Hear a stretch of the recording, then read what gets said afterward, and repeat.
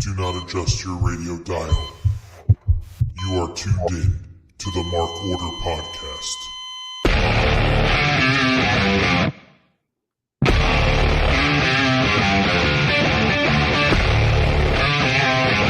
Join the Mark Order.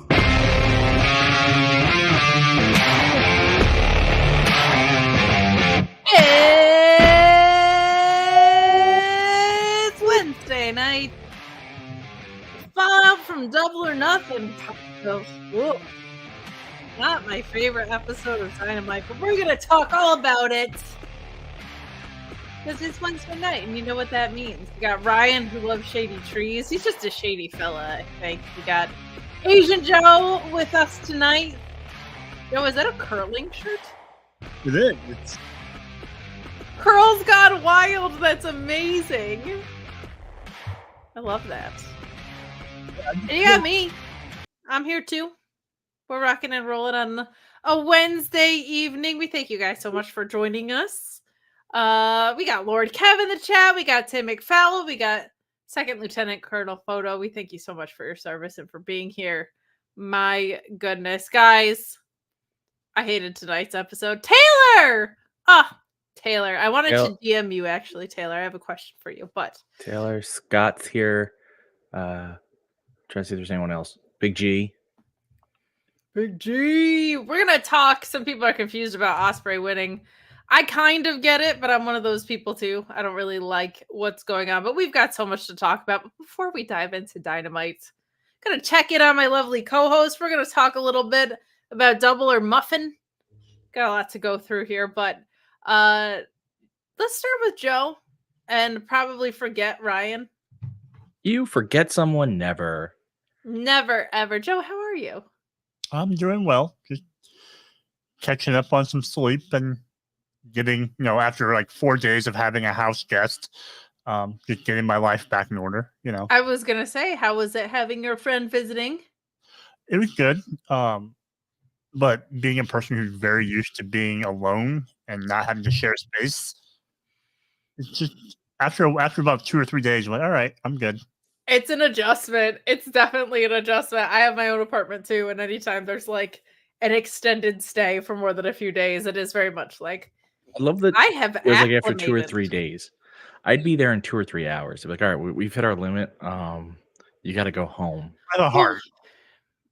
Yeah, well, Joe has a heart and is nice. And when it's someone you're excited to see, I feel like you're like, oh, you're in it for a little bit, and then you're like, I value my space. I value my space more than Facebook. You know what I mean? But Ryan, you and your shady trees, how are you? How was your weekend? My weekend was good. Do you notice something? You have new no real mic background? Stand. Oh, new mic stand. I was gonna say you don't really have a themed background for tonight. No, I buried the green screen. I got to get it unburied. That was done kind of in a rush job. So, I mean, for the learning tree of all things, I would have thought, but I guess you just don't really care about the show. No, I don't, and I keep forgetting it's buried until it's time for the show. I got something in my teeth, and I don't love that. It's tucked away. It's tucked away nicely. Just like I would like to tuck away this episode. I did not like it, but we're going to get into that later. Let's dig into some Double or Muffin first. I'm here cleaning my teeth. You have a Shining Wizard's little avatar. Very nice. Well, since Ryan went away, just like he tried to go away during our prediction show, which you can go back and watch and see how right or wrong we are on this channel. I thought Double or Nothing was really good. I thought it was too long. There were some matches that I didn't think were necessary because they were redundant with other things on the card. I also felt like, I know that they probably couldn't do it for safety precautions, but like the women's match should have got on last for sure. Like of everything that was on that card, because while Anarchy in the Arena was fun, it was mostly a nonsense match, right? Like the guy who got set on fire then pinned Bryan Danielson 5 minutes later. So it's not like it had a ton of meaning, and it wasn't a feud ender, right? Like it's a feud beginner. So if I could change things, that would be one of them. I felt like this was well phrased by my Fight Club co-host Alex Pulowski, and I was fully agreeing, and he phrased it really well of like, to do Anarchy in the Arena on a match where you also have a plunder match with Jericho getting dice thrown at him, and you have Malachi Black and Adam Copeland wrapped in barbed wire, it's like you've already scratched both of those itches, and now you're asking me to settle in for like another half hour. I think also a lack of Eddie Kingston always hurts everything. I miss that man already, but overall, I thought it was a solid show. I thought Mercedes absolutely delivered, as did Willow. But like considering what the hype level was around it, both women's matches I thought were great. I thought Tony, all three actually. The pre-show one was wonderful between Gianna and Thunder, but maybe the best of Tony Storm's defense too. I thought, especially toward the end, the way it picked up was excellent. And a whole bunch of fun. The opener was great. Like Ospreay and Roddy, I thought in-ring match of the night for sure for me. Him countering the end of Heartache by just landing on his feet, I thought was absolutely fucking nuts. And then delivering the hidden blade. So I thought the show was a great time. It was just a little exhaustive and a couple of booking decisions that were questionable. I definitely expected Trent to win. But Joe, what did you think? Anywho, I thought it was about probably 30 to 40 minutes too long for my liking. Sure. I agree with you on the women's match should have been last, especially without Anarchy in the Arena having a post-match angle. I think you probably could have put that either probably maybe in the middle somewhere just to kind of, get the crowd livened up again. I wasn't surprised about Trent losing, especially after what we saw tonight, which we'll talk about. And then I think I was more surprised by Moxley winning. Yeah, that was frustrating because why make it an eliminator match if so? I can only assume it was last minute and political, like that it had to do with him being still contracted to DDT, and maybe they didn't want the relationship with New Japan kind of outshining it, or vice versa. Maybe they didn't want a DDT guy challenging for the title, but I don't get then why you don't just, I guess if you declare it an eliminator match, you can't then go and be like, JK, it's a title shot. But that was actually very frustrating because I felt like Takeshita needed that win. But I'm with you. It was too long.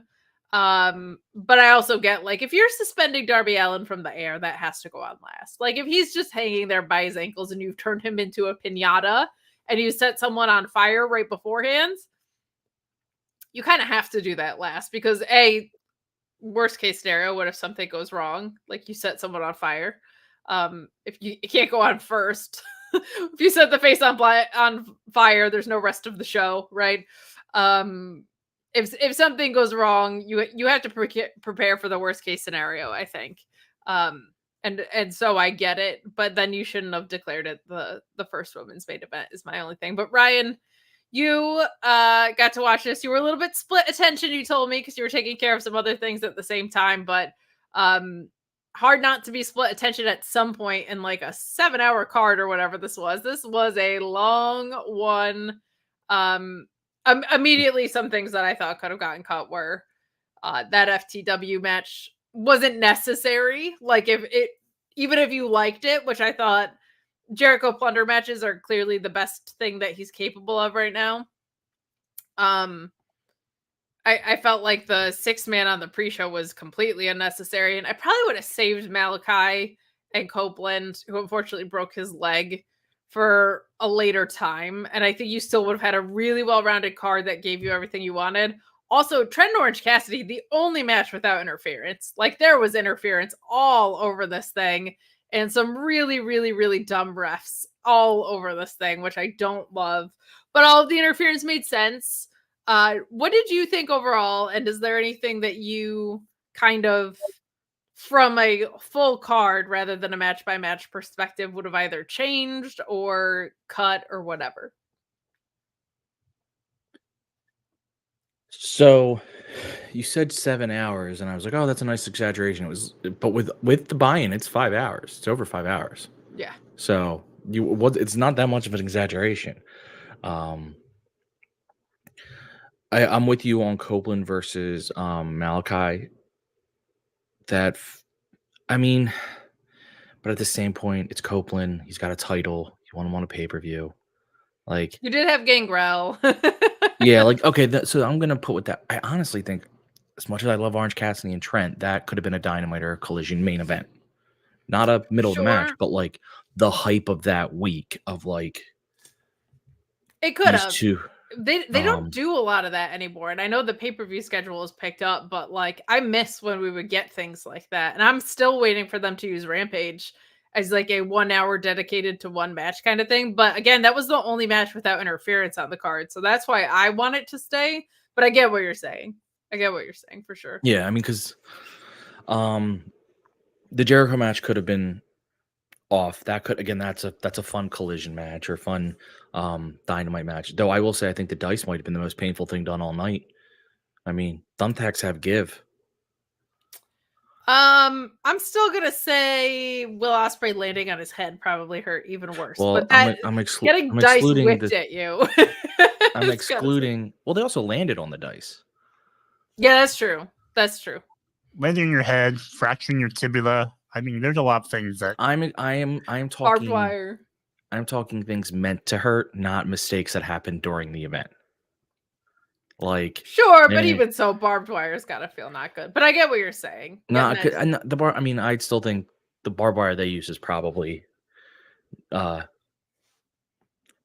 a little. But anyway, it's a matter of give and take. But the women's match should have been the main event in theory because it was the best story at the moment. It was an amazing match. So in retrospect, you're like, okay, it would have performed. But for all the reasons you said, Anarchy had to go last. I thought that match was a ton of fun, but every match was a lot of fun. But ding, ding, ding. The fun bell. Yeah, there was I'm trying to think, there was nothing I was watching that I was like, this isn't great. It was a lot. It was. That's the hardest part. It's like, it's just this. I can't remember the entire Swerve versus Christian was great. Thank you. But it gets lost. Yeah, it gets lost. I was tired because it's. And now that you're not doing when they were truly doing 4 pay-per-views a year, like there was no intermediary ones. I get that you would stack those 4 with every single wrestler you could find because one. It's just 1 of 4 pay-per-views. 2, it's the only chance to have all those big blow-offs on a pay-per-view. But you don't have that anymore. Now they're not quite at a monthly one, but they're close. So like 12 months, right? So yeah, you can push these around. You can say like, I mean, Swerve's your champ, so he has to be on it. But Trent versus, again, you're going for TV rights. It doesn't hurt to put up some matches on Dynamite or Collision that are like legit pay-per-view quality. I will say, I made the comment about the Legos being not the Legos, I see Legos in the chat, the dice being the thing that I think would be the most painful because of falling on them. The part I got scared the most out entire night, because I didn't realize Copeland broke his leg and Ospreay got up quickly. So I didn't have that panic there. But the part I legitimately got scared at the entire night was Darby hanging upside down. Yeah. Because that felt like they were going on way too long with him hanging upside down and he was bleeding from his head. Yeah. I'm like, guys, I'm not a doctor, but I know one thing. The blood rushes to your head when you're hung upside down and you're bleeding from the head. Yeah. Like, what are we doing here? Even the fans were chanting like, cut him down or whatever. Yeah. Yep. I get what it looked visually awesome. And since he's fine, all's well that ends well. But it was one of those things where I was like, that was one where I was like, I almost couldn't watch it. Because I was like, this is the only part where I'm like, this could be really bad. If they leave him up here for a minute or two too long. Yeah, I'm sure there was a ton of communication with the ref, but I get what you mean. I know everything's done like as safe as you can do it. It doesn't mean like when they set Jack Perry on fire, there was fire extinguishers right there. Like I know they're like right on this stuff, but it doesn't mean that I'm not like, I don't like that. Because I get that. Because how much this is going to sound whatever, unless it gets into your eye or you accidentally swallow one, how much damage can a thumbtack do? Like, there's a limit to it. Sure. Certain things, there's not. And that's one of them where I'm like, you really shouldn't leave a guy bleeding from his head hanging upside down for several minutes. It just seems like a bad idea. Guy with a healing foot hanging upside down. Oh, Jesus Christ. I forgot about that. Yeah. Who just got hit with a bus like 3 weeks ago? Yeah. Came out with the mask to protect his nose. But overall, I think a really strong pay-per-view. A lot of surprises, right? We got MJF returning, which was huge. On top of Adam Cole, Fightful Select reported that was also their way of putting the bow on that story, which I thought was good. MJF coming out to a huge reaction. And I thought it was good. Like some of the largest pop that MJF got in his very long promo was like when he said the devil storyline was over. So glad that they put a bow on it. They don't have to run it back. I think you want to turn Max heel as quickly as you possibly can. Cole being out to set that up, I thought was really good. We also got Juice Robinson back, which was excellent news. That is somebody who adds something entirely different to the show. So I'm very happy about his return. And did we get any other returns? I'm trying to think. Gangrel. I mean, we got Gangrel, who is technically returned. He was in that match where the Young Bucks were doing the Hardy thing, which was one of the most fun matches. Man, the Hardys' last run was not what I was hoping it would be at all, but we'll see. We'll see what they've gone on to do. But a really fun pay-per-view. A really, really fun pay-per-view.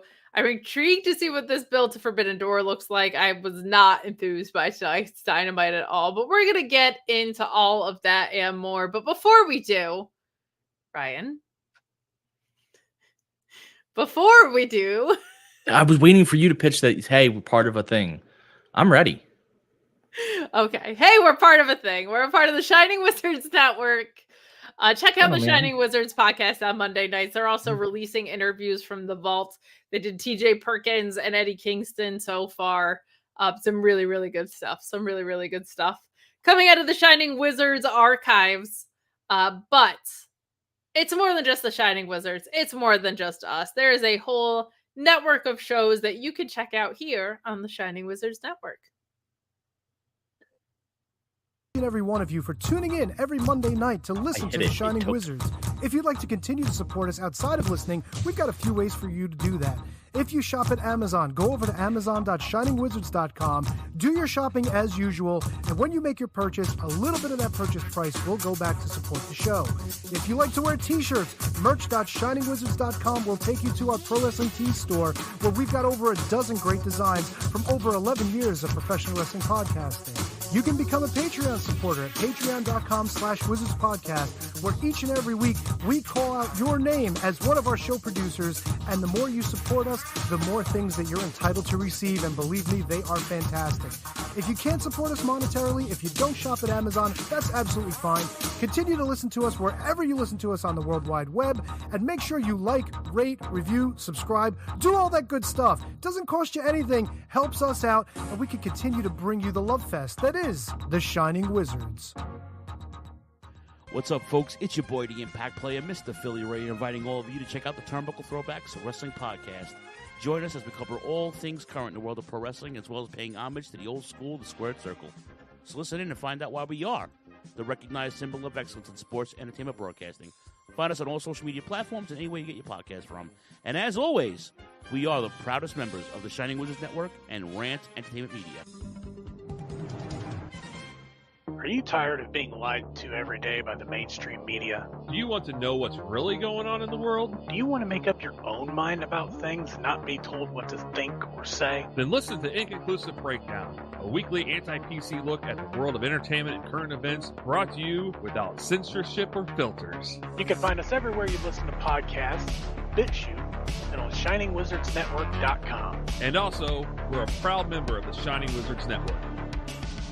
Got 30 minutes to kill? Come check out 30 Screams or Less, where we review a horror movie in 30 minutes or less. We cover new movies and old ones too. We'll give our honest thoughts on the movie, good or shit, as well as a rating of each one that we watch. New episodes weekly, available on the Shining Wizards Network and wherever you listen to your favorite podcasts. I'm Steve. And I'm Corey. Come check us out at 30 Screams or Less.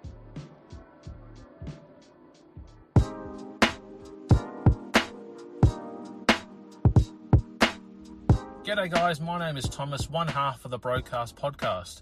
With our podcast, we go back and watch wrestling events from WWE, WWF, WCW, ECW, AEW, and many other wrestling promotions. You can check us out on Twitter at The Brokast, that's TheBrokast, and you can also download all episodes on Apple Podcast, Castbox, Castro, and many other podcast apps.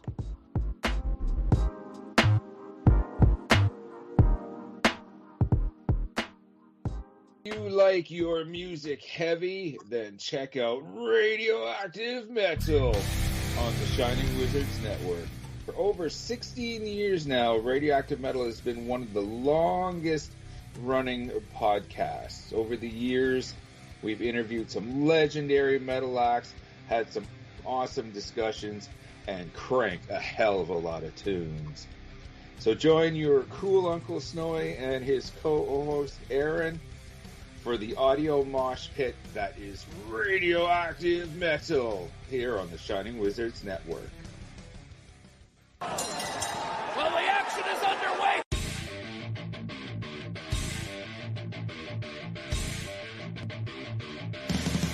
What's up, everyone? When on the Shining Wizards Network, be sure to check out Wrestling Night in Canada. If we're not recording another kick-ass podcast, Or playing in punk bands. Or recording kick-ass heavy metal albums. then we're sitting back, we're grabbing a couple brews, and going over everything to do in the world of pro wrestling. Because we're from Winnipeg, you idiots. The Mark Order Podcast is the only show you need if you're looking for dedicated coverage of everything AEW on the Shining Wizards Network. Join us live on YouTube every Wednesday night at 10:15 p.m. Eastern after Dynamite to chat along with the show. If you can't join us live, listen to us on your favorite podcast platform. Follow us on all social channels at Mark Order Pod and use the hashtag #JoinTheMarkOrder, because if you don't find us, we will find you. I'm Kevin Rowe. I'm Al Day. And we're a couple of down-under-pounders that co-host Rogue Day Dots, an action figure collecting podcast where we talk about, well, just about anything that tickles our fancy at any given moment. We're grumpy old men, and sometimes people get on our nerves. And when you get on our nerves, guess what? You get off the lawn. Get off my lawn, asshole! We also go on a little bit of a mission. We go back and we're grading every wrestling figure line that's out there. I'm talking LJNs. I'm talking Jacks. I'm talking Hasbros. Who doesn't like a little Hulkaplex? It's a Gorilla Brain Wrestling podcast production found on the Shining Wizards Network. I'm Duke Bags. Kevin Rowe. And together we are the co-hosts of Your Duke and Road. If you want to hear about some terrible wrestling shows, we got you covered. Well, we talk about good ones, too. We're currently talking about the death of WCW. I know what we're fucking talking about. Sometimes we get guest spots, like from the Taskmaster. I like to listen to the Your Duke and Rope podcast. They're funny guys. That I like when they talk about the Nards plows. I like Nards plows. That's a good move. And I like the Dungeon of Doom. You know, sometimes I call my butt the Dungeon of Doom. Thanks, guys. Yeah, Oklahoma. Let me tell you a little bit about my favorite wrestling podcast. All right. It's a podcast with two men, Duke Bags, Kevin Rowe. They talk about professional wrestling. It's a man's sport. All right? And who better to talk about a man's sport than Duke? Oklahoma. And once in a while, Vince Russo stops by. Oh, you piece of shit! If you're not listening to the Your Duke and Rope podcast in the back with the boys, you piece of shit, I don't know what you're doing. It's, you gotta slide one in there. If you're a man, you're talking about something only a man can do. You're talking about sliding one in there. Bro, take the time to slide one in there. All right, bro, you piece of shit. Slide one in there. A Gorilla Brain Wrestling podcast production that you can find on the Shining Wizards Network.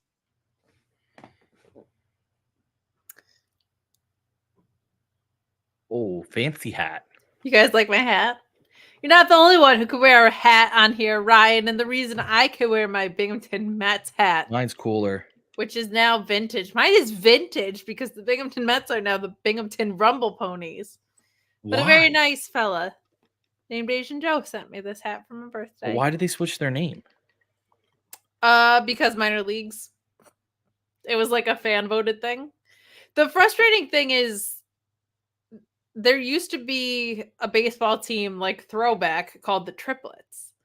And I was like, why don't you just do a Triplets throwback? That would have been so cool. But they really got Bodie McBoat-faced by the Rumble Ponies situation. But I appreciate this from Joe. I'm gonna wear it. It's a better hat than the Phillies hat. It's a way better hat than the Phillies hat. Pro team that doesn't exist. Team that exists under a different name. Artists formerly known as the Binghamton Mets. I always thought, so we had this mascot. We had two mascots. There was one named Ballwinkle, also a terrible name. But he just was like a big blue goofy dude and had horns that were made out of baseball bats and whatever. And I also had Buddy the Bee. And I was like, what the fuck's this bee got to do with baseball? But minor league baseball is fun like this. Wait. Did you ask what the B has to do with baseball? Yeah. Binghamton with a B, baseball with a B. Yeah, but he's a bumblebee. And he doesn't look like Binghamton a bee. He baseball, looks like a hornet. bumblebee, double B. Yeah, okay, but like he's not the letter B, he's a bumblebee, and he looks like a hornet. That was always my biggest thing with him. Like, you don't even look like a bee. But anyway, it is no Savannah Bananas, but I think they really started that trend. Hi, SJ. Thanks for the rest of you who are joining in to Electric Mayhem. Down the shares. We are going to get into Dynamite before Ryan starts singing more Bananas in Pajamas. I did not like tonight's episode at all. Woof. There was some bad logic in tonight's show. Was his girlfriend. Woof. Joe, since you're the only tolerable one on here, she says that she turns her hat like a 90s.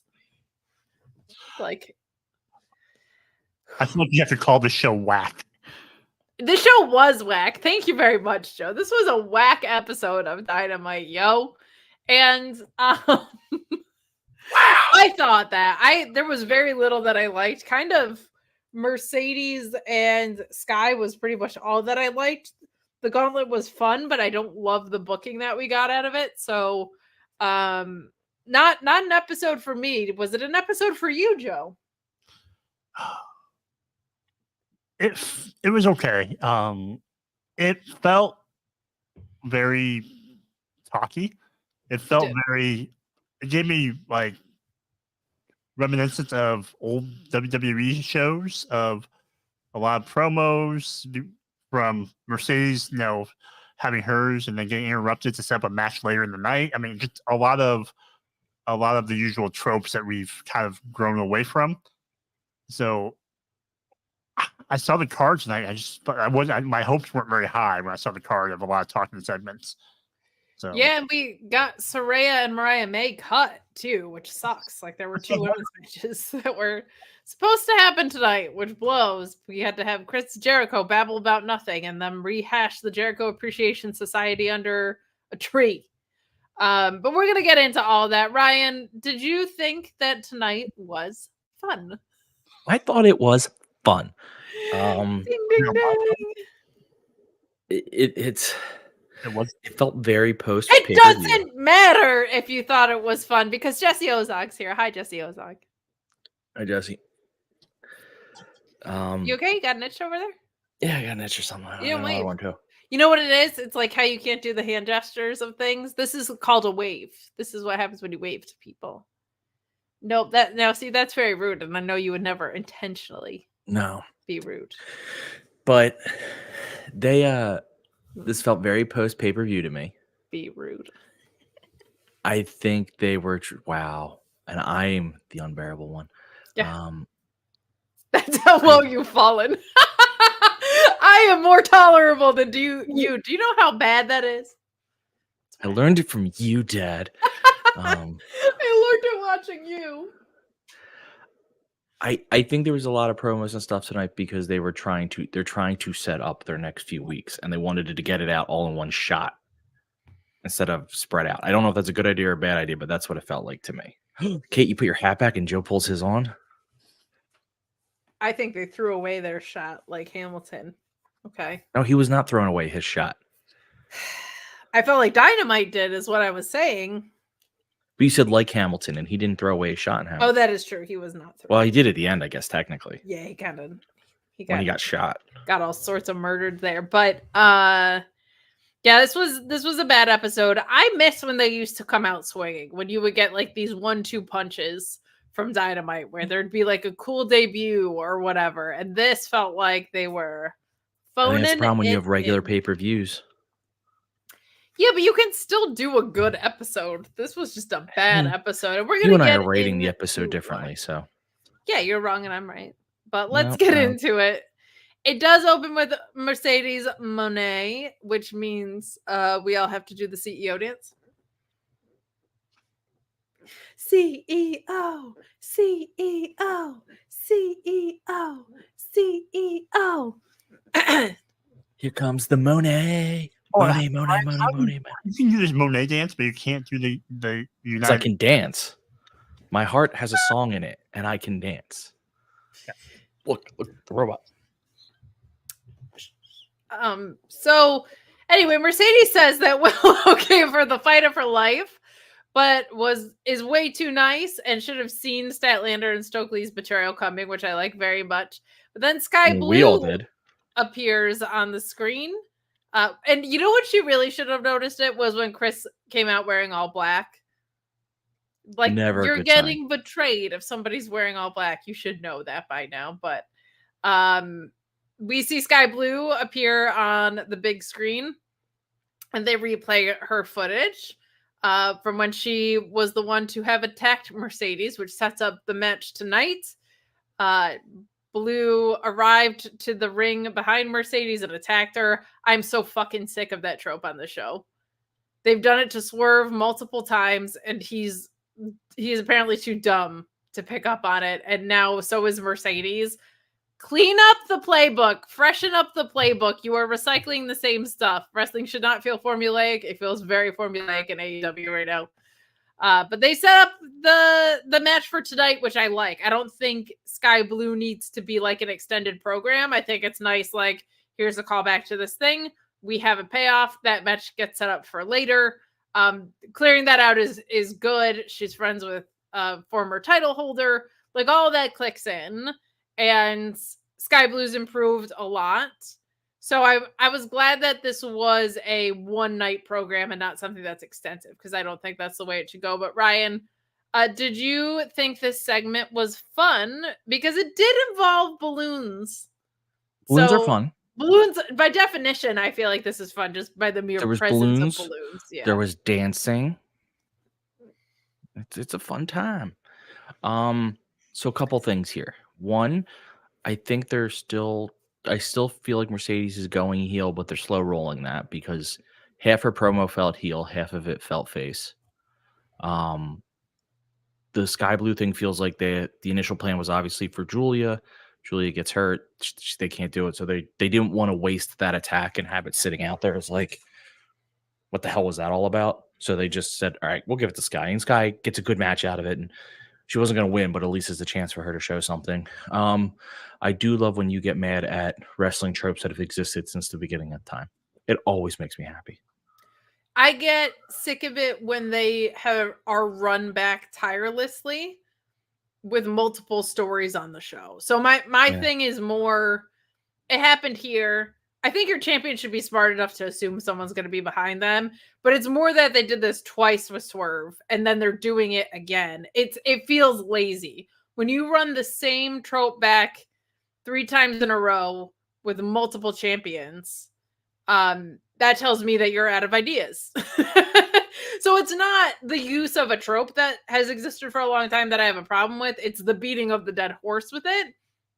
And it makes your wrestlers look dumb when you double down on it on the same show and when you double down on it concurrently. Like, listen, Swerve I'm not a should be huge fan of it, But to me, it's on the level of when a wrestler's in a match and his opponent's music plays and they get distracted. And you're like, why That's did that also happen? fucking dumb. But it just happened. Like, I just accept that it's part of the scheme of things. But it shouldn't be appearing multiple times on the show in multiple But places. That's that my something opinion. becomes a trope because it appears multiple times. It only happened once tonight. It only happened once tonight, but it just happened to Swerve like a week ago. I forgot it happened to Swerve. So see, you're.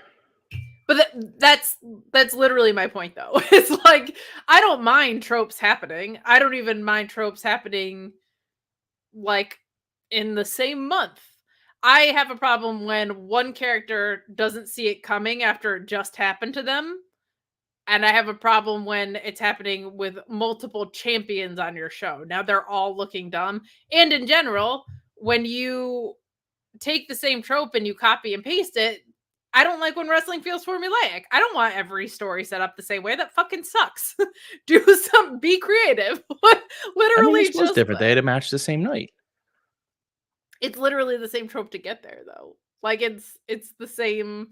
Oh my god, something is happening in front of me, and oh my god, someone's behind me. They did it to Mox too. Like, Do you have eyes in the back of your head? no, but I'm smart enough to know if somebody has a bunch of friends or is talking shit about me and they're not present in front of me, they're probably behind me. So Then why it's don't you go just be a pro wrestler? it's just the recycling of the same trope on the same show that bothers me.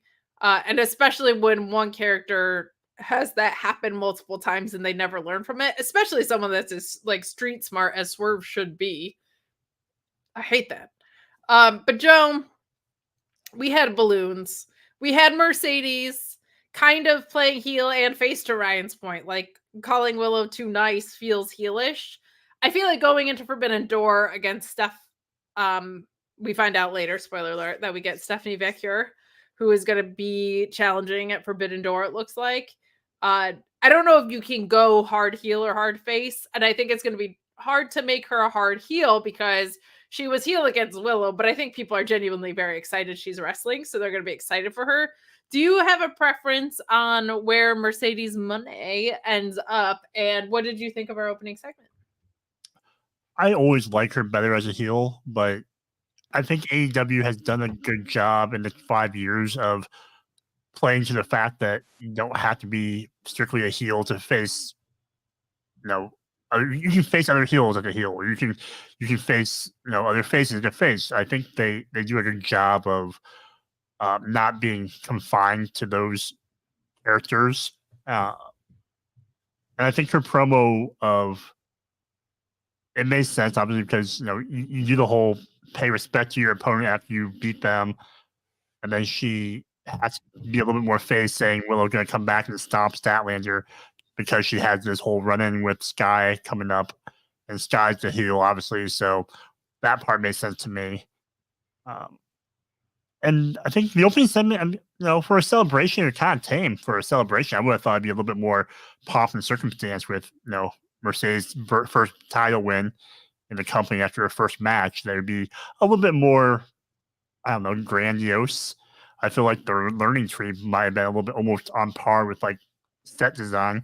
Yeah, I think that's fair. Because the learning tree deserves that. Well, we're going to talk about what they deserve when we get to that segment, but all well and good here. Just things getting a little too paint by numbers for my taste. That was not even close to what I would have the biggest issue with in the show. And I didn't love this either. Swerve Strickland and Killswitch having a match here. It should not have been this competitive. I have no idea what happened with the ending of this. Killswitch evading Swerve in his finisher was absolute dog shit. I'm sorry. This guy has had 3 singles wins since January of 2023, and the plural wins, not that much better. He won like 1 battle royal so that he could give Christian his title back. He won against Daddy Magic a couple weeks ago to make this make any sense. And he won a year and a half ago at some point in this. So no idea why he's getting this other than he's friends with the guy who just lost. This was way too competitive. It was way too long. At a show where they had to cut Mariah May and Saraya, this easily could have been clipped by a few minutes. The match was fine. Like, cool. Killswitch can do a moonsault. That always looks impressive. Like, the big thing in here was Swerve starts to make his babyface comeback, right? And here comes the patriarchy at ringside for support. But you have Nana, who stops Killswitch from using the chair in this. You got Swerve winning with the house call, but he cuts off a dinosaur's hair. I don't even know why a dinosaur has hair. It's weird. I did not Those should like have this. feathers. You're right. The dinosaur should have feathers. Yeah, or like descale him. Like if you Well, know, I mean, scales dinosaurs were or- more like birds. They kind of had feathers. I feel like Killswitch should have tiny arms and be a T-Rex. That's what I think. Way too competitive of a match. I don't think Joe's T-Rexing over there. What? Why aren't you? Sorry. You should be. Look, if one person does it, now you're doing the Thriller dance. Yes, I got into that quickly. Yeah, I didn't like that this. I didn't hate that the match happened. I didn't love that it happened, but the fact that it was this competitive and long, Joe, not for me, but was it for you? No, in a short answer, it was. Did you think it was fun? I have my barometer of fun is far different than Ryan's. So, like, on a scale of fun to 5 funs, 7 funs in the Tokyo Dome, this was like, for me, it was like, what, 1.5 funs? I'll say 2 just because it's always nice to have Swerve on TV. Guys, I want to get in on this bit, but I'm very confused right now. 2 Lieutenant Colonel Photo put up everybody. So I think he's referring to the Backstreet Boys because of my dance. But that's the Thriller dance. That was the Thriller dance, yeah. Everybody is, and your hands are in the air, I believe. Like you just don't care. Yeah. All right, sorry. And I would have rated, Joe, go back. What's your fun scale? He said 2, just because he likes to 2 see funs? Swerve. Yeah. Okay. Or is it my turn to fun scale myself? Well, no, Joe, if there's anything else That's what you I was- wanted to call I'm out, waiting. any spots that you may want to call out? There wasn't because I felt so. I had a lot of issues with one being the matchup of this is who you give Swerve, your world champion, a match with coming off of a pay-per-view is Killswitch. 2, it's the synergy match of the night where you're doing the promotion with House of Dragon. So you find a guy who looks kind of like a dragon. Sure. And you put him against Swerve. They have an American Dragon right there, I gotta say. I'm not doing that match. I'm just saying, It there's was no shortage of dragons. it felt very slow paced and long. I'm with you with Killswitch having way too much offense and definitely didn't care for his like horror movie villain. I'm gonna get up after you stab me in the heart 3 times because you have to double tap me to finish me off. I didn't understand him kicking out of. Well, you always got to go for the double tap. But Swerve house called and stomped him. That should finish most people, let alone a walking prehistoric dinosaur. Yes, it should. Yeah, I think I was like, why are we going so far out of our way to protect Killswitch in this against the champion? Oof. So Ryan, how many funs? 3.5 funds for me. Oh, wow. Which is a good average fun match. So here's the couple things. Crap, I'm losing what I wanted to say because I got distracted by the fun clause. No, okay, I'm back. First, Swerve had a reason to want to fight Killswitch. Killswitch pulled out his hair. There was a natural hatred there, so this match had an actual reason. 2, how did I just figure out tonight Killswitch and Cage? It's perfect. That should be a t-shirt. Yeah, like I just thought. And then 3, on a normal night, on a normal whatever, I get what you're saying about like as a taking the viewer stance. Yes, shorter would have been better. However, as Joe pointed out, This was a sponsored match for a huge show coming out for Warner. They clearly probably wanted the champ in it. They gave at least a somewhat of a story of why it made sense. They gave a dinosaur look, a dragon looking dude, and they made it a long match to help the sponsorship go longer. Like there were certain, I think, business decisions made on this one that led to it. 3.5 funds. It's a 5 fund scale. They need guys. to do better about their crossovers because the Jeff Hardy, Jeff Jarrett bullshit was also a sponsored thing, and that sucked. Wait, are you talking the Texas Chainsaw Massacre match or whatever? Yeah. That was awesome. Screw you. That was fucking awful. And we have you on camera saying that was fucking awful.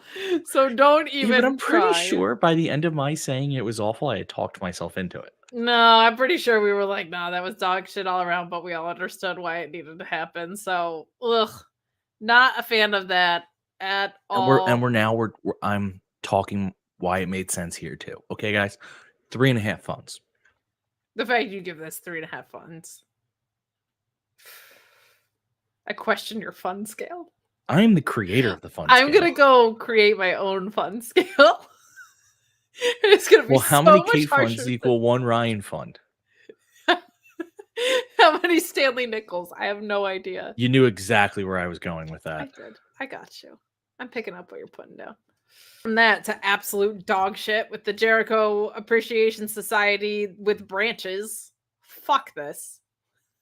Big Phil brings out Jericho for his talk show called TV Time. Now, this I cannot deny. The set is incredible. The set for this stupid fucking show is unbelievable. There is an elementary school style tree and AstroTurf and not much else. I hated this. He does his little shtick where he's like, I'm the longest reigning FTW champion. Our shirt's #1 in pro wrestling teeth. Blah, blah, blah, blah, blah. Let's bring out Brian Keith and ruin his fucking career in front of you. Then Brian Keith is like, nobody respects Jericho. Respect Jericho. Jericho respect. Locker room Jericho respect. Fucking awful. Even if you want to do this shit, this is not the guy for this. What a fucking horrific choice. I hate that guy is in this. When everybody was fantasy booking him, Adam Page, and Bandito as an outlaw stable, and instead they're doing this, absolute horseshit. Respect, respect, respect. Have you heard that? Definitely not in the Jericho Appreciation Society. You haven't heard that promo a million times from Matt Menard. Fucking awful. So Hook comes out and he brings Samoa Joe out, and we're going to get really weird matches out of this. We're going to get like Hook Shibata and Samoa Joe versus Brian Keith, Jericho, and Big Bill. And that is just the weirdest. I don't even know if that's a bad combination of guys. That is a fucking weird combination of dudes. But that feels pretty much inevitable. This was horseshit. This was fucking awful. I hate this.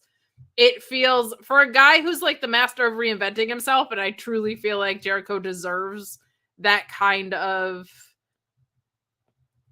I don't want to say praise or credibility, but like that's an appropriate conclusion to draw about Jericho's career.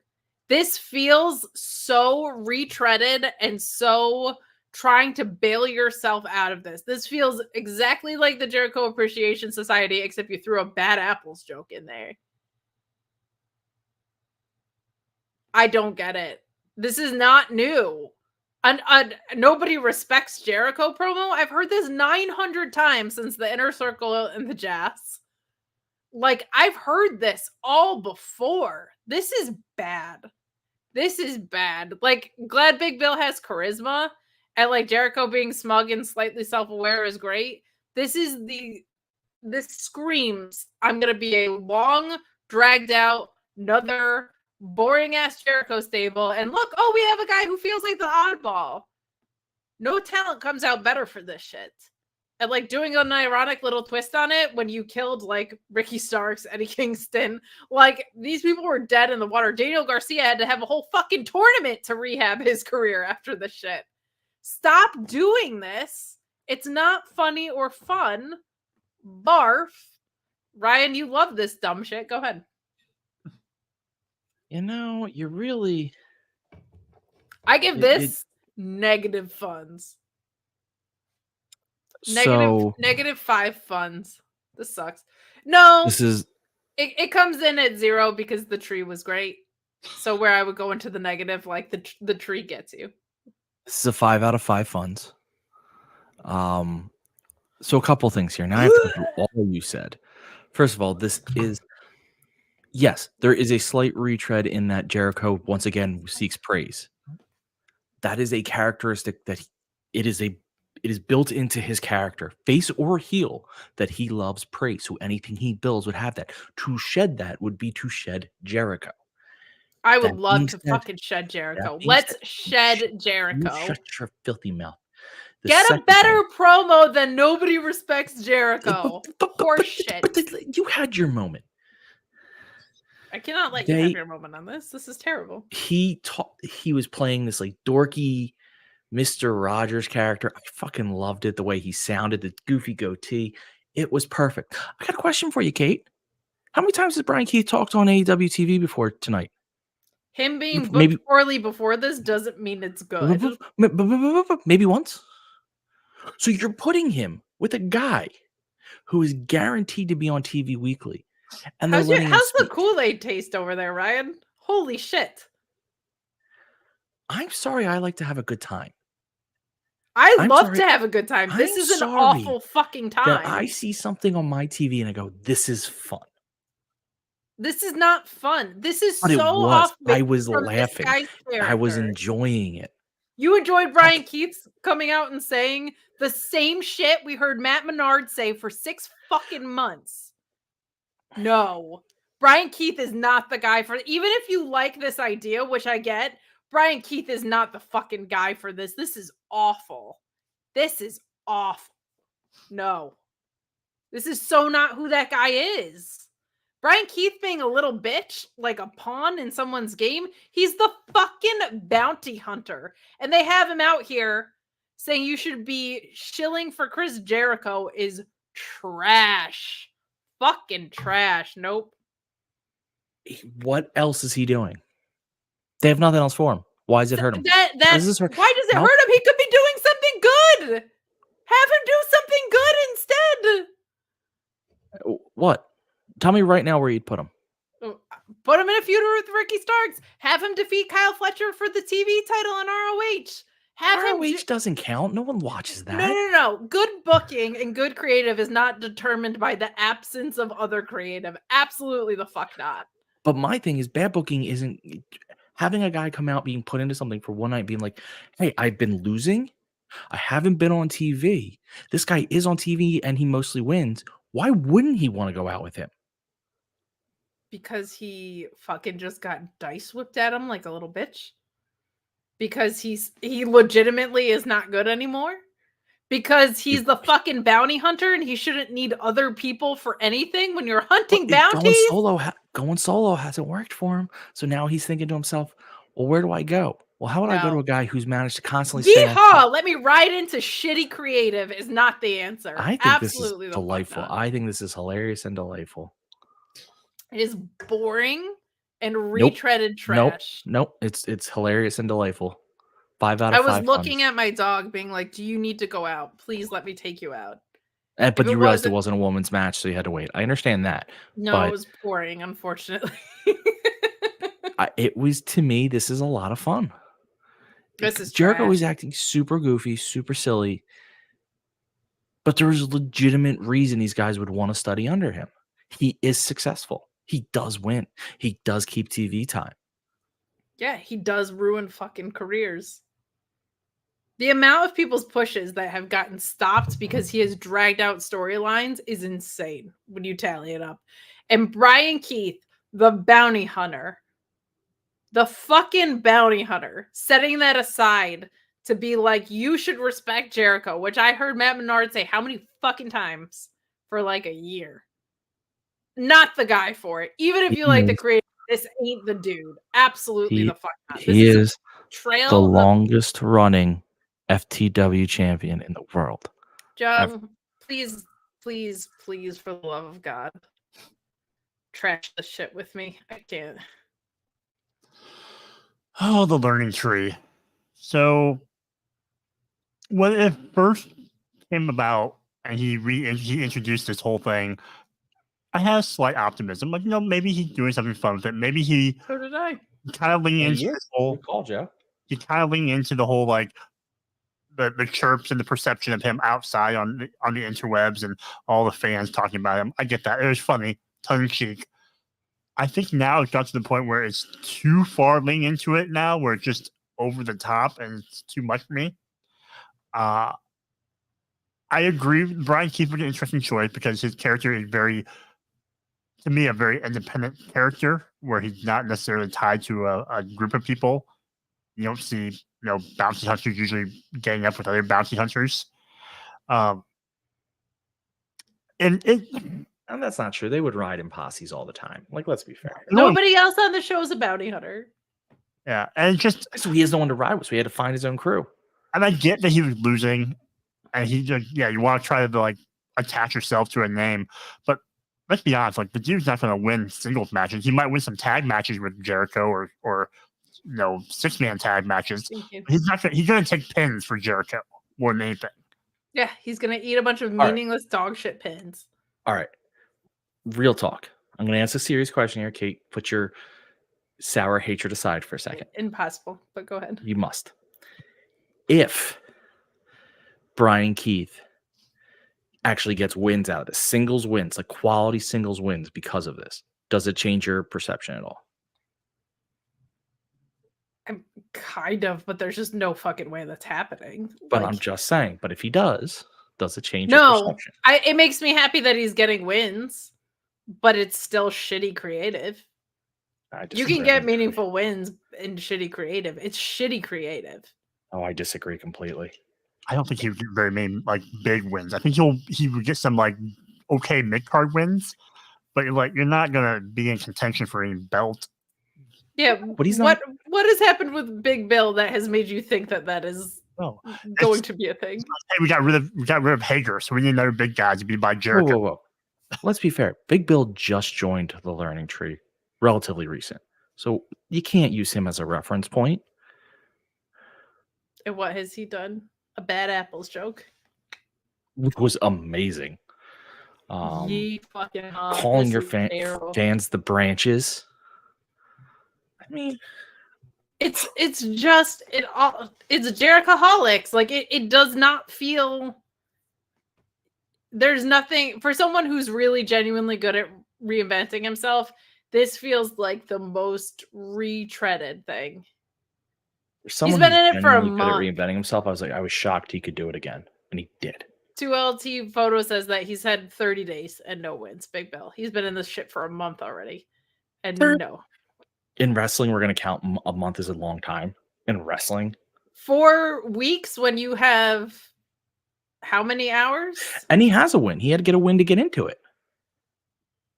So before he joined the learning tree, he had a meaningful part of the storyline. It was part of the storyline. So what you're saying is before the learning tree, he had a win, and in 4 weeks, he has no losses. He's undefeated since he joined the learning tree. In 4 weeks, undefeated. 6 hours of television a week.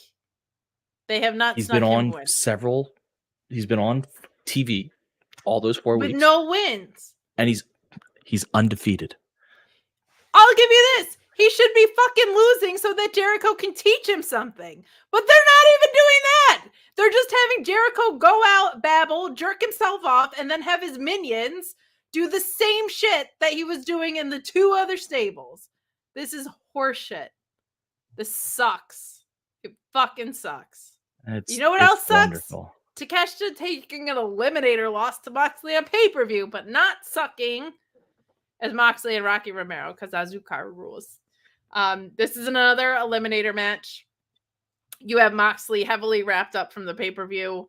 And you have Rocky, because he is smart and wonderful and a very talented wrestler, going right after that, which I liked a lot. He targeted the injured arm, which makes a lot of sense. Mox sold the hell out of it, this whole match, which was really good.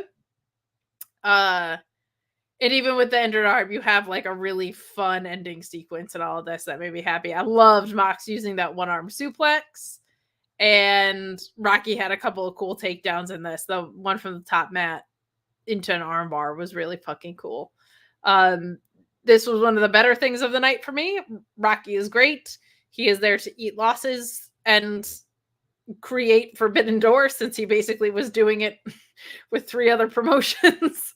Why not just be the guy that is hired on multiple front offices? But he's really fun to watch in the ring, man, and super charismatic. And this was fun. I really liked this. Joe, your thoughts on this eliminator match? 5 out of 5 funds for me. 5 out of 5 funds. Very nice. It was, for me, it was by far the best thing on the show. I liked, like you said, Rocky coming out with fire, being the smart veteran he is. I liked that they gave the match plenty of time. They try to think. I seem to remember his spots, but the story about working the arm was great.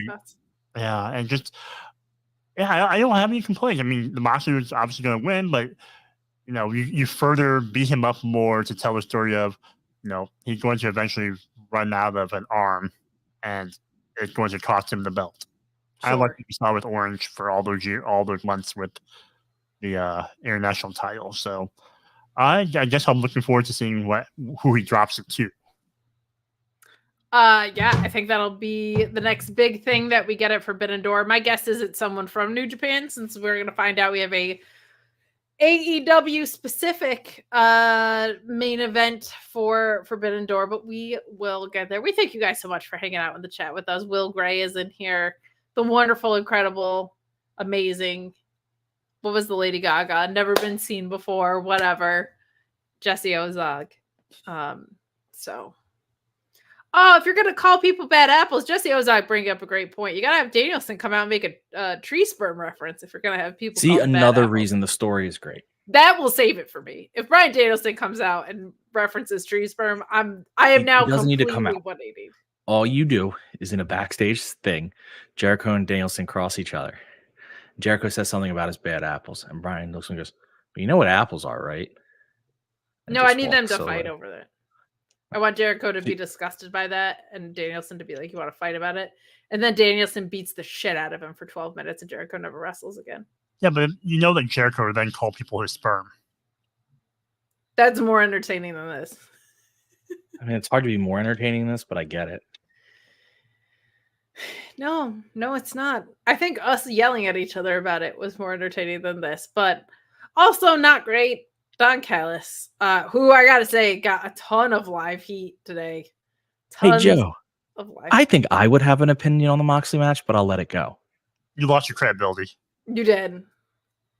What do you want to say? What do you want to say, Ryan? No. Do you have anything to say? I was going to say that Rocky Romero is feeling like, fuck you, and the horse you rode in on. I hope the Binghamton, where are they now? Rumble Ponies close. I mean, I don't live there anymore, so it's kind of fine. But see, you're a vagabond.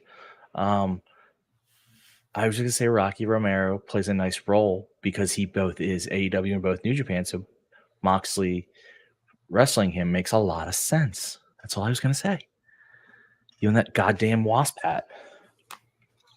Rocky is an integral part of both AEW and Nuge. That's a good point, Ryan. Love that for you. You're wrong on one thing, and you just get Don Callis comes out to a chorus of heat and booze, and he offers Orange Cassidy a contract. And shocker of all shockers, Orange Cassidy's like, nah, and he rips it in half extremely quickly and not at all slowly.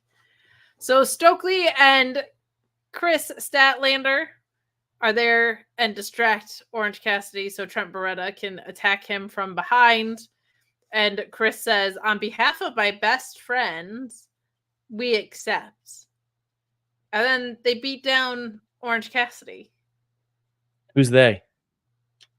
Well, Don Callis gets in on the fun after. But did you say Trent was there? Yeah. I thought Trent came after she said that. I said Trent was behind her, and then I just recapped what Chris said. I thought you said I had Stokely and her confused. Stokely and Trent confused. No. So what I hate about this is the contract was for Orange Cassidy.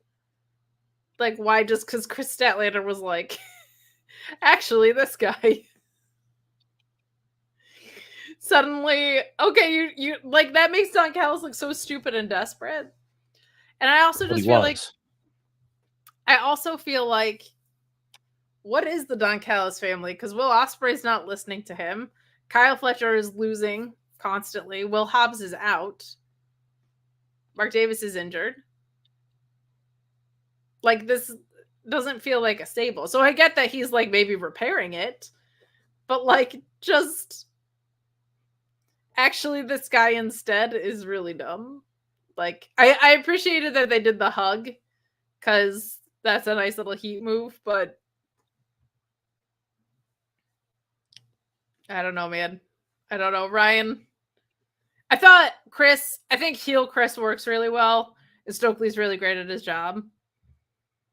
But what if Chris Statlander was like, my best friend accepts, and it was Trench? My best friend is your best friend. Parker Boudreaux. So here's the thing. I mean, that would have been wonderful, but they need to go to the learning tree. But Gangrel.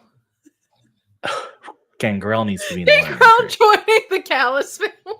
Oh my god, the Cal.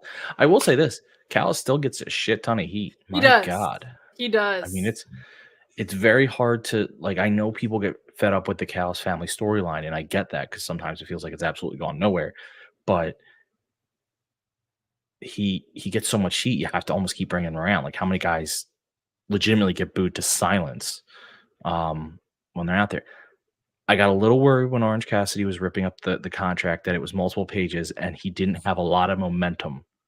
So I was very worried he was going to run into like a stop. Like, just tearing paper is not tough, but if you're literally trying to go that slow, you may not have been able to do it. So I was a little nervous for him for a minute. So the Trent thing, I understand your point, except we have learned over time. Sepha was worried that Orange Cassidy would get a paper cut. Not on his good thumb. But we have learned over time that Don Callis is a bit out of his mind. He's very petty. He's very dramatic. So what are you smiling about? Nothing. I'll tell you off air. Okay. So it would make sense that I think Statlander and Stokely could make the argument that they knew Orange would say no. And they knew that Callis would freak out and naturally just accept Trent then because he's very spiteful. The contract. No, he wanted Orange, but the second Orange denied him, he said, "Screw you, I'm going with your other friend." Like, it's the lover scorned type deal. That feels like you might pull a muscle stretching for. I don't think that's a stretch at all. That's who he is. He was very clearly pissed that Orange denied him. He was just raving lunatic. The natural thing. Grabbed the next closest dude as like, yes, closest guy to Orange and said, "I'll take you," because he's spiteful. He's a spiteful little bitch, and that's what he does. It feels way too late in the feud for that to be a thing to me. But Joe, straighten me out on this. I'm gonna work on tearing paper. I have one piece of paper, right? Oh my god! It was the multiple. Are you superhuman? So slow. Look how easy Joe made that. Oh my god! You gotta Layers. go slow. Go slow. Oh god, that's not hard. Come on. Oh, see. I think Joe is superhuman. Oh, it looks like confetti. Shut up. But it did stop you for a second because there's no momentum. I watch the show. I kind of get your point about Callis accepting Trent because he's kind of desperate to kind of repair or keep his family going. So he's like, I'll take anyone who wants to be a part of my family at this point. The swerve of him, I always thought that it was going to be him initially offering Trent to begin with. So I was a little bit thrown off the scent for that one. But, Callis wanted Orange Cassidy and he got Tangerine Trent. You go from an orange to a tangerine. It's just Tangerine Trent is amazing. I want to see if Statlander and Stokely, since they were kind of involved in this whole thing, are they kind of House family adjacent? Are they the cousins to the Callis family? So that's my other thing with this is Stokely's already managing Chris. Shouldn't Stokely want Trent if they're best Stokely friends? just wants Chris. I feel like Stokely's too good at what he does to be managing only one person, but I don't think he is for long. So I will let that play out, as the kids say. But another one that just seemed like a big mess to me, but probably my favorite thing of the night was Mercedes Moné and Sky Blue in Monet's first defense just a few days here after the pay-per-view. Man, this was good. This was really good. Mercedes just has no ring rust for how long she's been out. She looks very at home in AEW, which is great to see because she's been working WWE. She's been working Japan. This is a different presentation, and she's had over a year off at this point. The way she has expanded her arsenal is so impressive to me because she was always great in WWE, but she's added some lucha flavor into things. You can see the strong style from the Joshi side of things come into play, but we were seeing ankle locks in the story with Willow, because so much of that story was you're not walking out of here. I'm here to break anywhere that could specifically allow you to walk. Both of them were I'm going after your ankle, your foot, your legs. So we saw limb work in that today. We had an amazing head scissors takedown from her. Just really, really good stuff. Sky looked good too. That neck breaker on the ropes I thought was a really nice spot. Mercedes also selling extremely well. The Monet maker looks a lot better with people Sky size than Willow. She's gonna, I think, need a finisher for opponents that are bigger than her. Some sort of armbar, some sort of ankle lock would be really, really cool. But I really, really liked what we got tonight. Second Lieutenant Colonel Photo, thanks for your service. Say that she uses the Meteora a bit too much for me. I also used to have that reaction, but a lot of times she does it in such a sneaky way that I'm okay with it now. Because I was she uses it a lot, but sometimes she does it in this extremely opportunistic way where she'll be in the corner and someone will be turned for her and she'll very quickly go hit one. And it always looks great. So I've kind of come around on that because I feel like her use of it varies. So it's not you're getting the same thing every time, but man, I think there's some really cool stuff ahead in this TBS title reign. And then at the end of this match, we get Steph Vecchio showing up. And if you're not familiar with Steph and you thought she was Kat Dennings because she looked a lot like her tonight, she is excellent. I would love to see AEW or any other televised promotion pick her up just because I don't watch CMLL. So I selfishly would like to see more of her. She was in the New Japan Strong tournament that Mercedes got injured in against Willow, and the match between Steph and Mercedes was my favorite of that tournament. They just had electric chemistry. It was incredible stuff. And Mercedes and Willow had a hell of a match at that tournament too before Mercedes got injured, unfortunately. But they're going to tear it down at Forbidden Door. I just know it. So good match tonight. Obviously setting up the appearance from Steph. But if you're not familiar with her, you're in for a treat. She's a really special talent and different just from the way she's been raised in CMLL, right? She brings something really cool to the mix because she's a little bit more athletic than a lot of the, I feel women that you might see kind of showing up on CMLL. So that match is gonna rule. I'm very excited they set it up tonight. I kind of wish they gave, not to reawaken vignette discourse, I kind of wish that they maybe introduced Steph because I feel most AEW fans they did. Did they? And I missed it. You must have. They did a highlight package of her. Okay, it seemed in the arena nobody really could tell. There's no way plus even with the highlight package, I don't think you're going to get much reaction in an arena that hasn't seen her wrestle. Yeah, I think something more stylistic might have been helpful of like introducing us not to what she's capable of, but like who she is.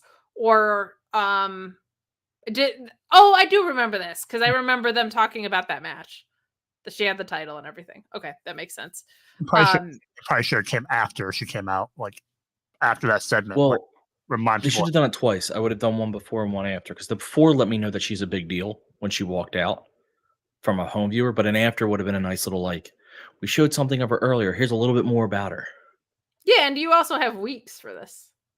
Like you got weeks so you could do that on a future show too. But fun match with Sky. I'm just so impressed by how comfortable Mercedes already looks. But Ryan, we'll start with you, and hopefully I'll remember to go back to Joe. I like him better. So yeah, that's obvious. It just hurts my feelings.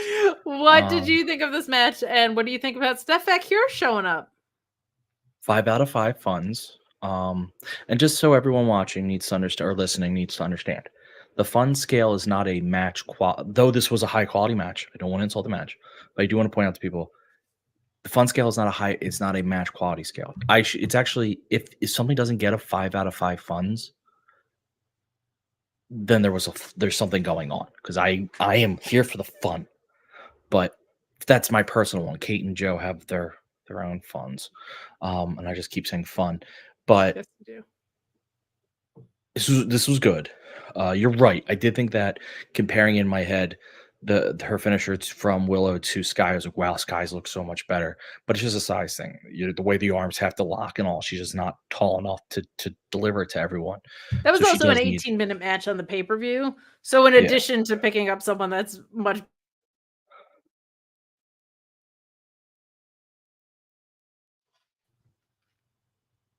We lost you for a second, and now you're back. I'm back. Yeah, no. So it definitely looks better on Sky. So I don't want to. We're not bringing up the discourse. We're going to stick to something. I remember Jericho saying back in like early 2000s or whatever in his book. It was his book that I was reading. The reason he changed the Lion Tamer to the Walls of Jericho was because in WWE the guys were too big to put in the Lion Tamer the same way. She needs to she needs to have a secondary one that she only whips out for certain opponents. And commentary could even say that. Like, she doesn't use this all the time, but, when there's a height disparity or whatever, she pulls it out. Otherwise, yeah. I've noticed, and this is what we were saying all along, people were kind of leading into Double or Nothing being a little low on Mercedes. Has she delivered? And all of a sudden the feeling what I'm seeing out there isn't quite at that level. It's almost like as soon as she got in the ring and showed that she is one of the best to do it, people began to enjoy it again. I think a lot of the being down on Mercedes too was actually being very up on Willow, and her having a short title reign genuinely bummed people out, which I think was by design. But I think a lot of the Mercedes reaction, almost like, remember when everybody started to boo Ruby Soho and the Owen because they really were just actually happy for Chris Statlander?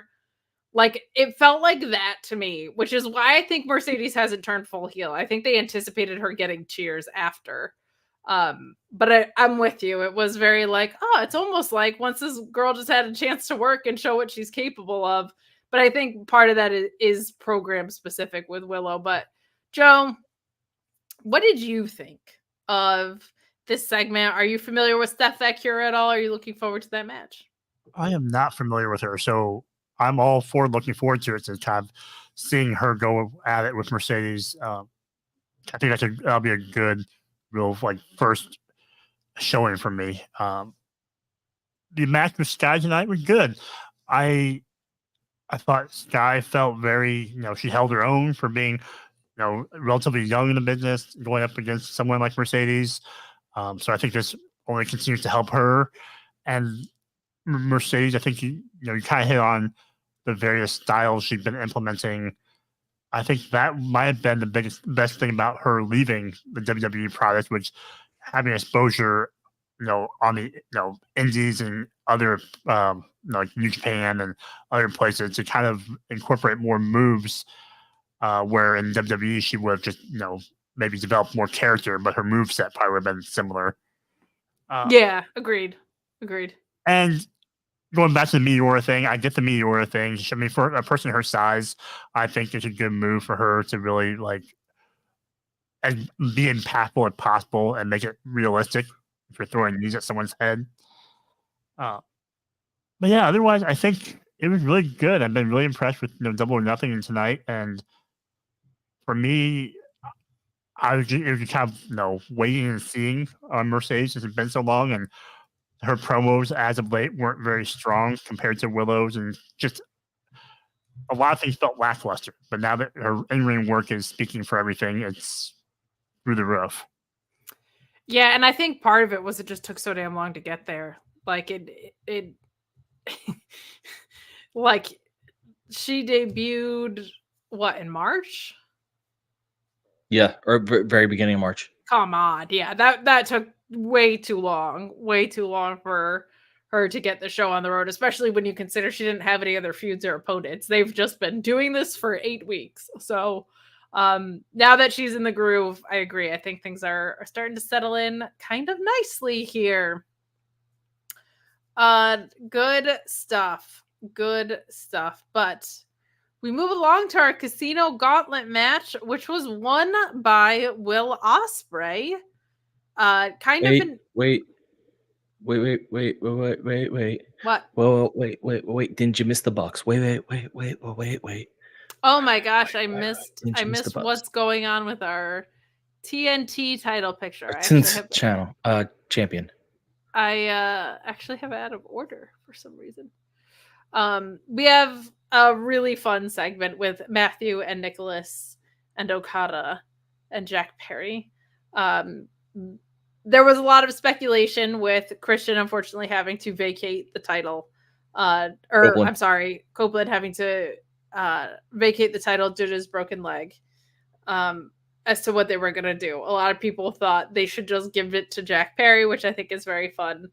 But that is not the case. We're going to get a ladder match. But the segment to get us there includes Okada being given a Lamborghini and he starts to cry, which was incredible. The crocodile tears of that man were amazing. He also told them there were CM Punk chants and he said, "Shut up, bitches." Okada saying bitch and the plural of bitch is something that is wildly over. It is unreal how many people were like, is he going to adapt to Western television? He's one of the best. He is one of the best things going as far as comedic timing, as far as storytelling. What a riot this was tonight.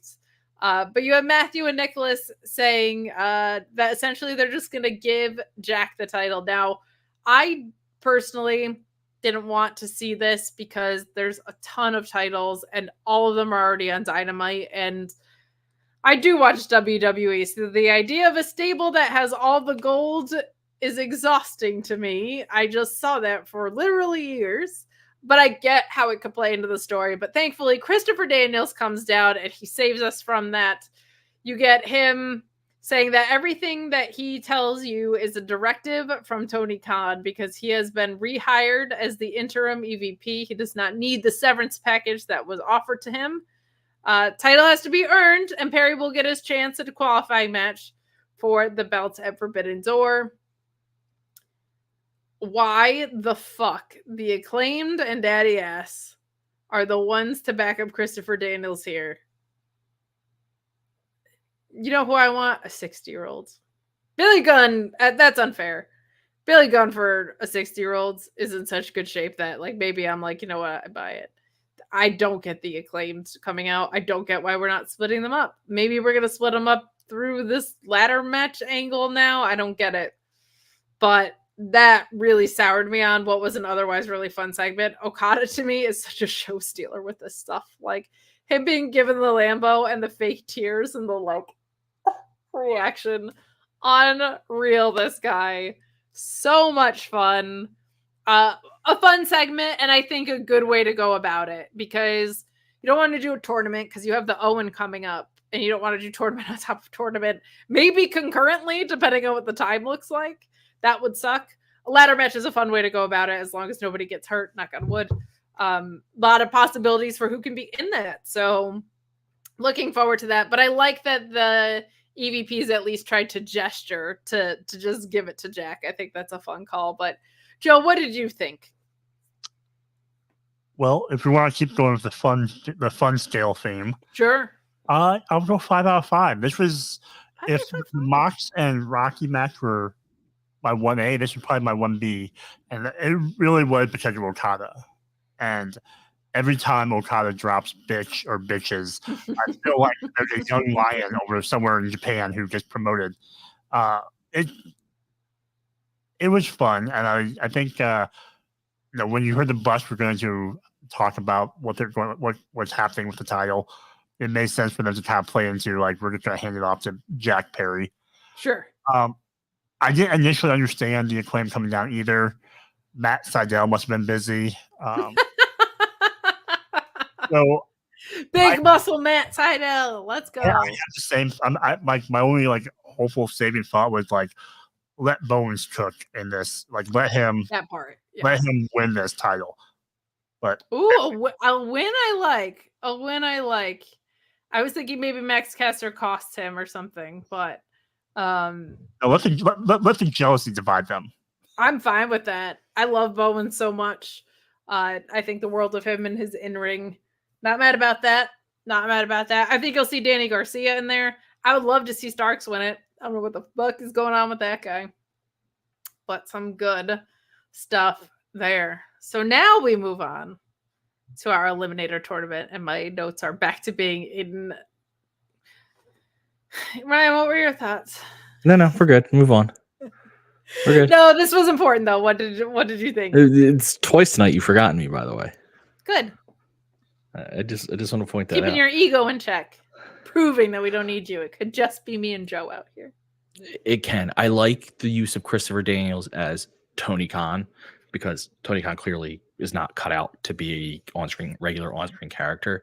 So you had to give him a voice, and Christopher Daniels fits that perfectly. He can take a hit if you need him to take, he still can wrestle. So if you need him to do that, but he can also talk on the microphone. So that's honestly the best way they could have handled it. And he's not like Kenny Omega coming back. Like he's an office guy. It all adds up.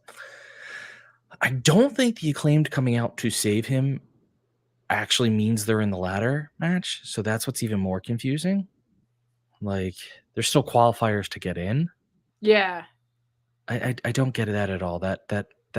So I liked the segment up until that was a 5 out of 5, and then that was a 0 out of 5. Are you splitting the average on funds? I'm gonna see. I don't like to split the average, so we're just gonna go. We're gonna cut it as 2 segments. Everything up to the Acclaimed 5 out of 5. Acclaimed segment 0 out of 5. Understood. I thought you would just like deduct off fun, but I understand. I was gonna do it would be like 3.5 if you're trying to split that average, and I just that feels wrong because Okada was great, the Bucks were great, Christopher Daniels' part originally was great. Like I like the way they're handling this across the board, and there was even logic, of, like you said, giving it to Jack Perry was logical, so they addressed that right off the bat. But then they went very much to the illogical as to why these random 3 people would be the ones to, because like Scorpio Sky would have made more sense to come out. Like that's his big reappearance because he at least was partners with Christopher Daniels. Like there's something there, but we'll see. I miss SCU. Well, I have an important announcement to make going into the Eliminator match. If you thought Shane Haste was going to win it, he wasn't, because he pre-eliminated himself from the IWGP World Heavyweight Title Eliminator match as to eliminate any chance of elimination. So I just want to make it very clear that knowing ahead of time, it could have been anybody in this match, but he tweeted it out and made it extremely clear that he pre-eliminated himself so it would eliminate any chance of getting eliminated, which I think was smart of him, because I think that means he might have actually won this. So a negative times a negative is a positive. That's what I'm saying. An elimination on an elimination should be a victory. That's what I think. Okay. That's what I think. So I think Shane Haste actually won this. But maybe he'll have a match with Will Ospreay, because that is who takes the cake here. He is the undefeated gauntlet eliminator Casino Man. And all of this. This did feature Jay White, Pac, Mystico, Ospreay, Shota Umino, Claudio, Leo Rush, which was a wonderful surprise, Orange Cassidy, and Hechicero.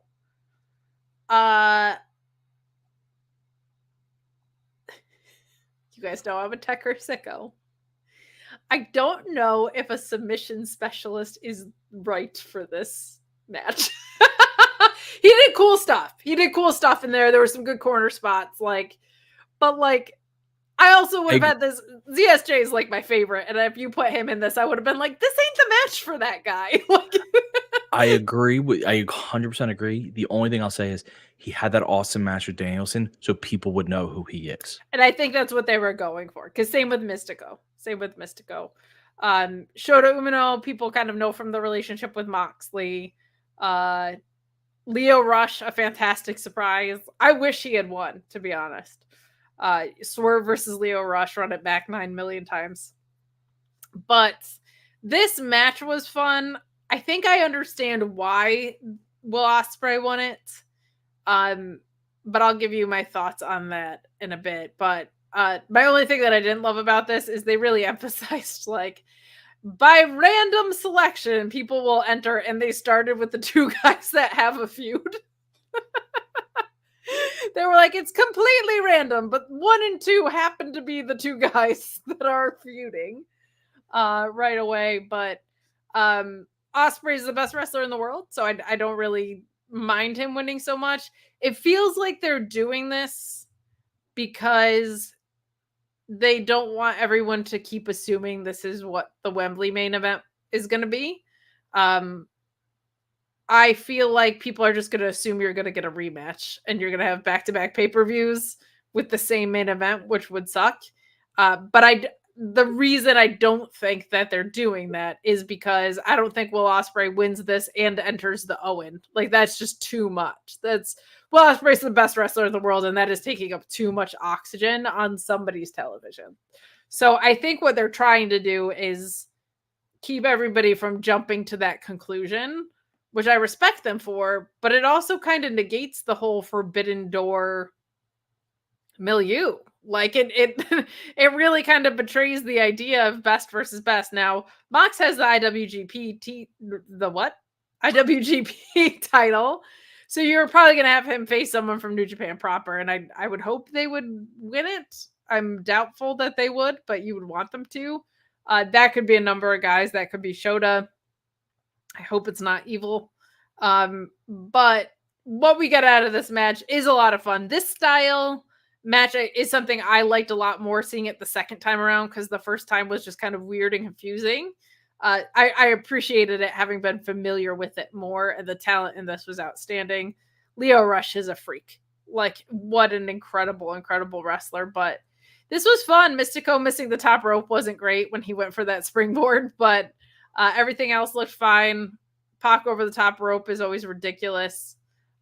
We did have a quick vignette from Roosh here, who was just reminding you that if you mess with the bull, you get the horns. I forgot about that beforehand, but this match was very fun. I just don't know if I love Ospreay winning again, especially when he already has an international title. And Ryan, because I keep forgetting you, I'll start with you this time.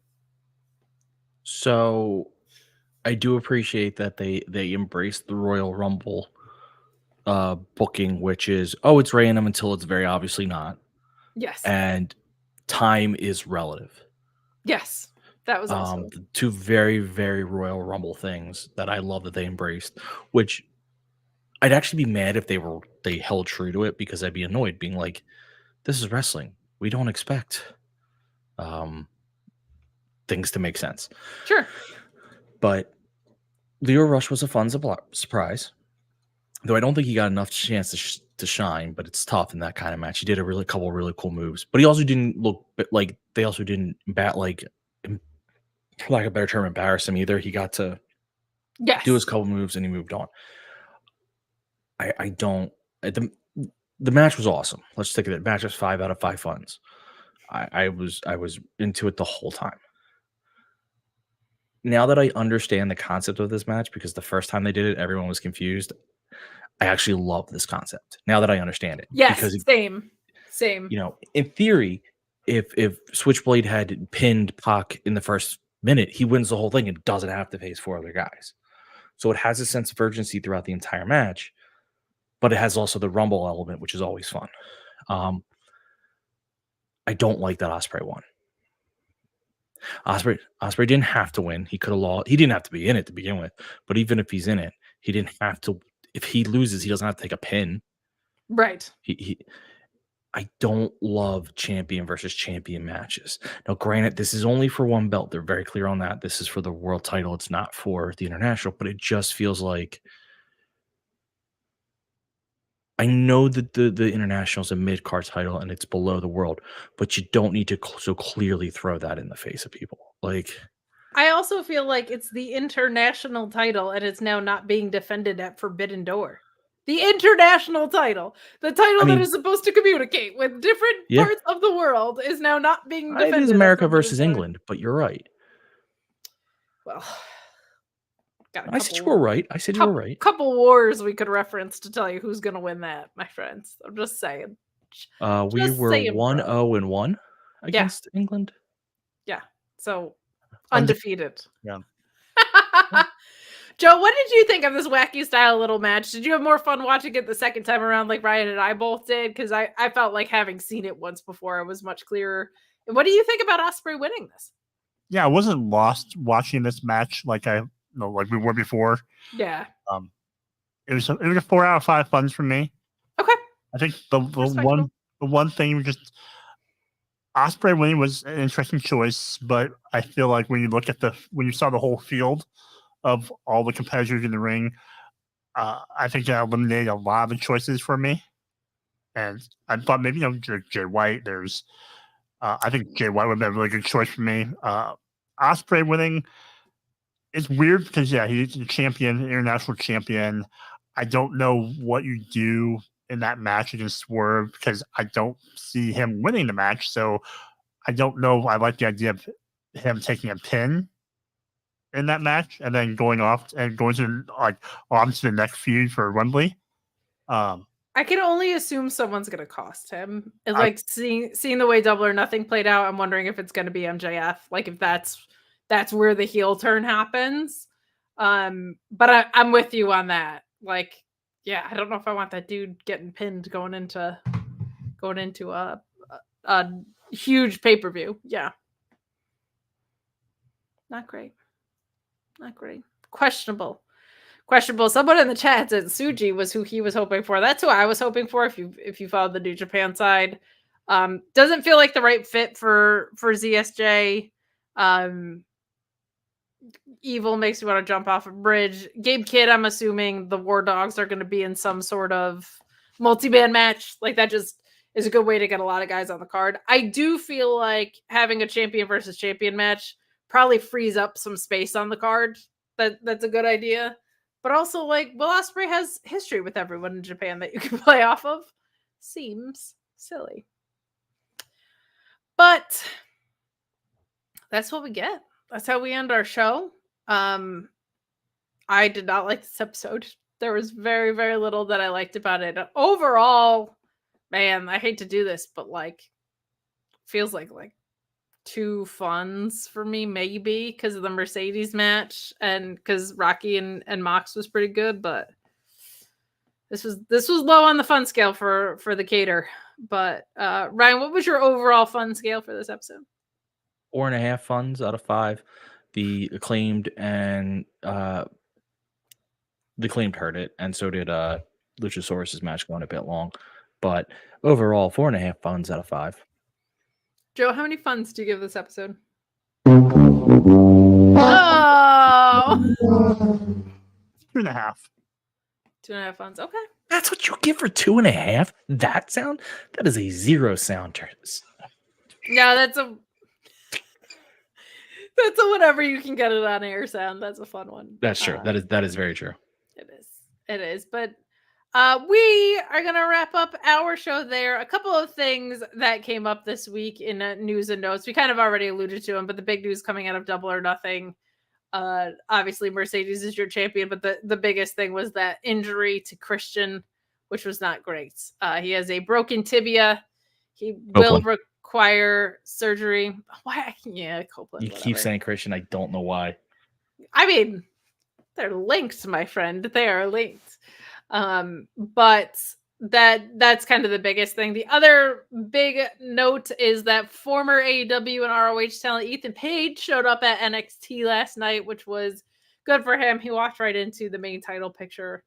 He's someone that was, I think most people agree, underutilized under the AEW umbrella. So we wish our best to Mr. Ethan Page, all ego over there, but not a ton else. Becky Lynch is a free agent. If anybody wants to talk about that, I think everyone's like, yeah, it would be fucking awesome if she came to AEW, but who knows? Anything you guys want to weigh in on either of those? No, good for. I mean, Ethan's right in the title picture there, so good for him. He deserves to be in that. So, sorry, I'm getting confused by someone calling me Regan.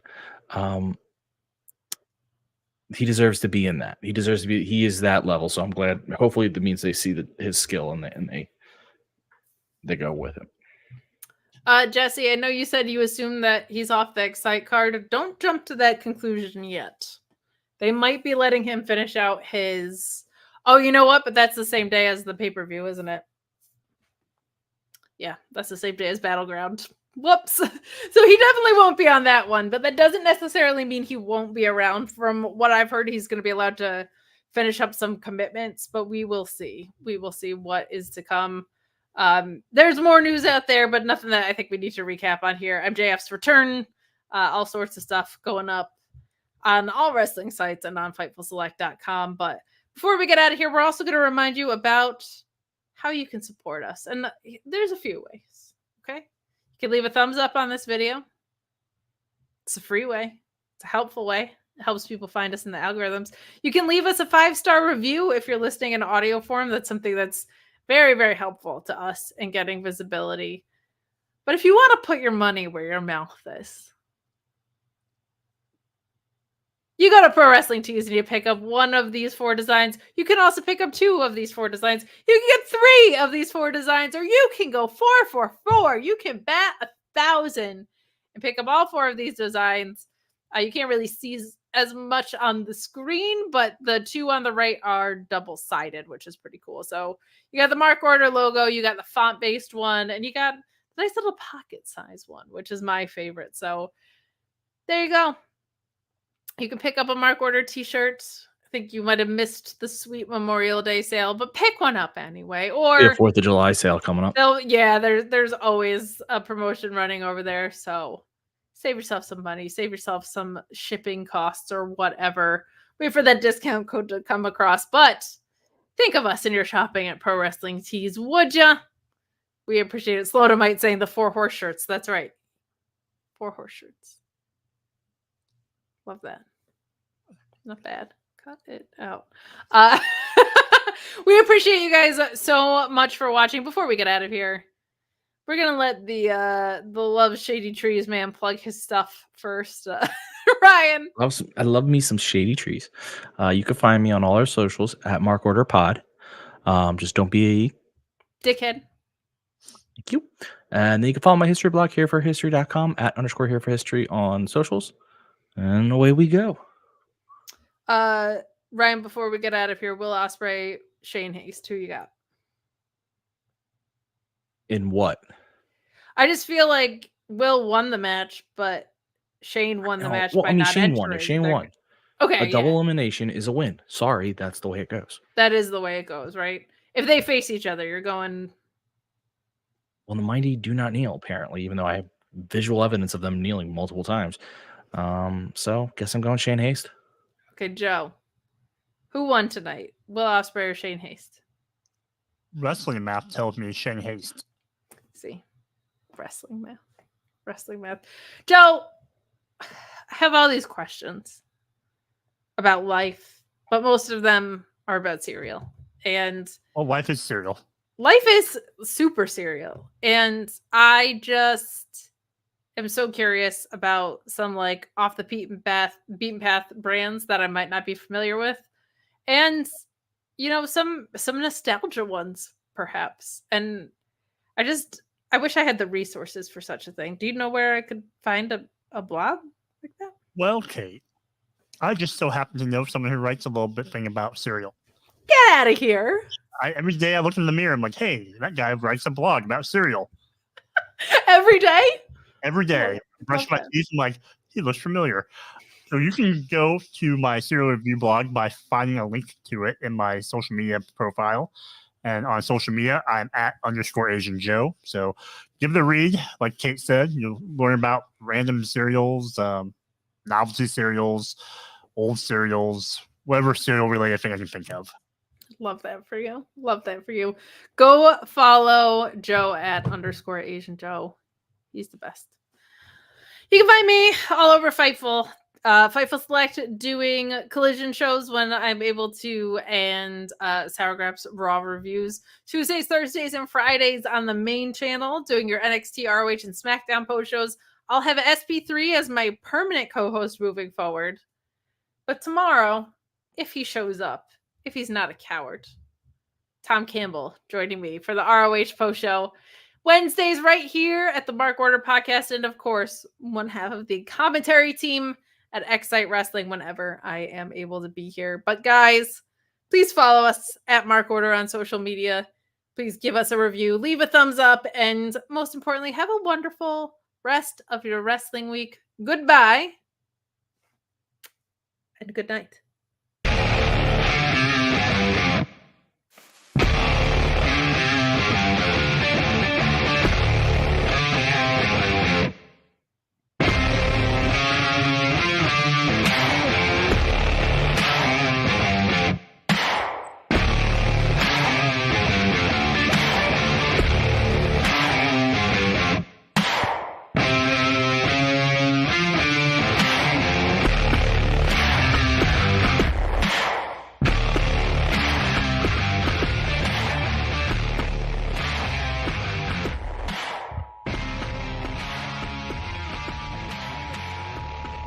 This concludes the Mark Order Podcast.